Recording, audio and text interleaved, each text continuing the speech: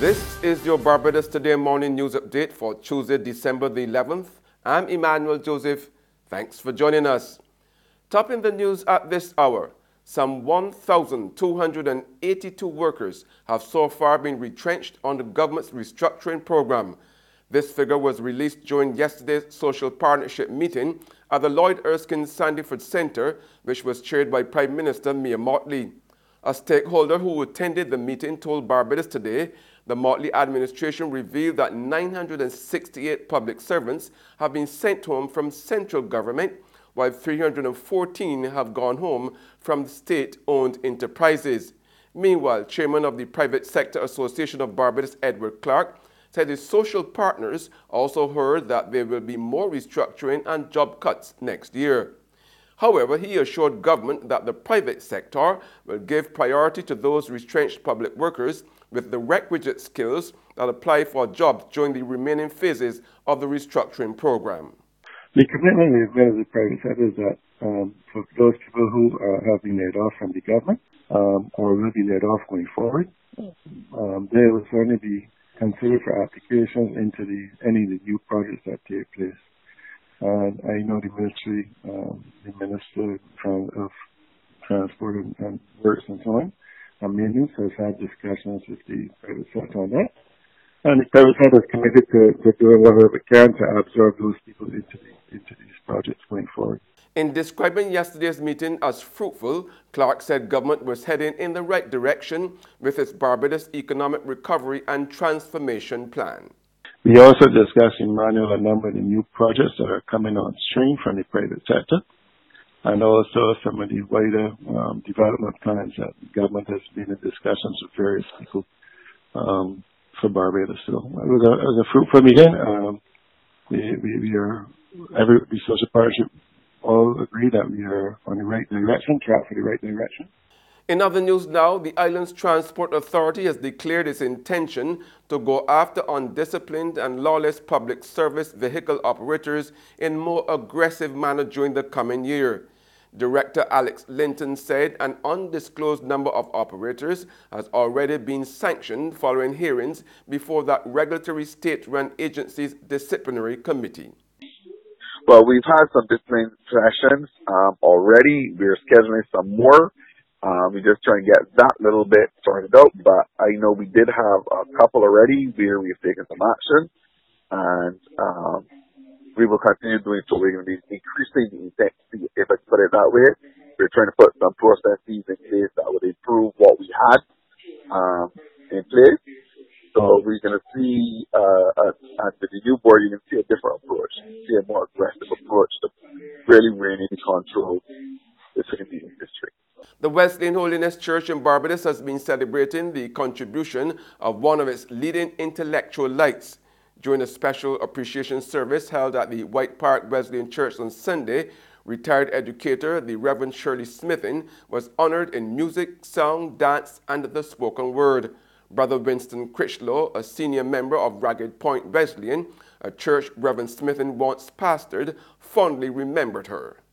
The Reverend Shirley Smithin, our friend, is one who is truly deserving of honor. The service she gave to and in the church has been nothing less than commendable.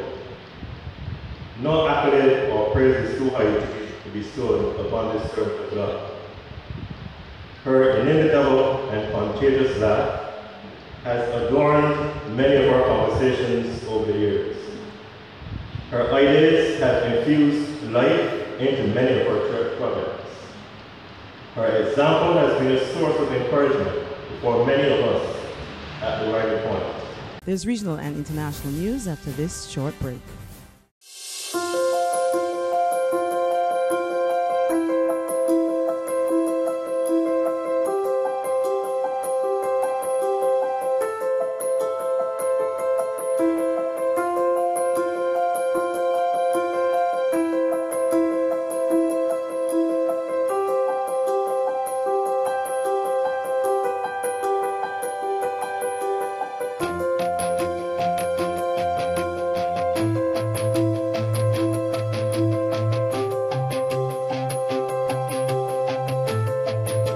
Barbados Today news you can trust.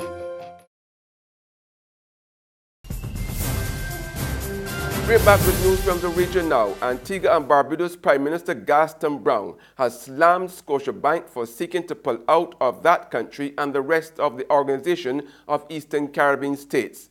Speaking during the wreath-laying ceremony to mark the birthday on Sunday of the country's first national hero, the late leader Sir Vere Bird, Brown even pledged to block the planned sale of Scotia to Republic Bank Finance if Antigua didn't get a favorable piece of the pie. We have made it abundantly clear to the governor of the central bank and to the members of the Monetary Council that we have the right to issue the vesting order. And I've already indicated to Scotia and to Republic Bank that we will not be giving the vesting order unless we get a deal that is satisfactory to us. In that case, they'll have to go to court, but we'll not voluntarily do it. And we're doing so to ensure that we can get a piece of this pie to build resilience within the indigenous banking sector to make our banks stronger. And on the international front, the U.S. Supreme Court on Monday rejected appeals by Louisiana and Kansas seeking to end their public funding to women's health care and abortion provider Planned Parenthood through the Medicaid program, with President Donald Trump's appointee Brett Kavanaugh among the justices who will rebuff the states. The details in this Reuters report. The U.S. Supreme Court on Monday siding with controversial women's health care and abortion provider Planned Parenthood. The High Court rejected appeals by Louisiana and Kansas that sought to cut their public funding of Planned Parenthood through the Medicaid program, leaving intact lower court rulings that prevented those states from stripping government health care funding from local Planned Parenthood affiliates. I am innocent of this charge. Among the justices siding with Planned Parenthood, Brett Kavanaugh, President Donald Trump's appointed justice who only recently took the bench after a grueling confirmation process involving allegations of sexual misconduct. It was Kavanaugh's first known vote. 3 conservative justices, Clarence Thomas, Samuel Alito, and Neil Gorsuch, dissented from the decision by the 9-member conservative majority court. And that's news, but for the very latest, visit our website at www.barbadostoday.bb.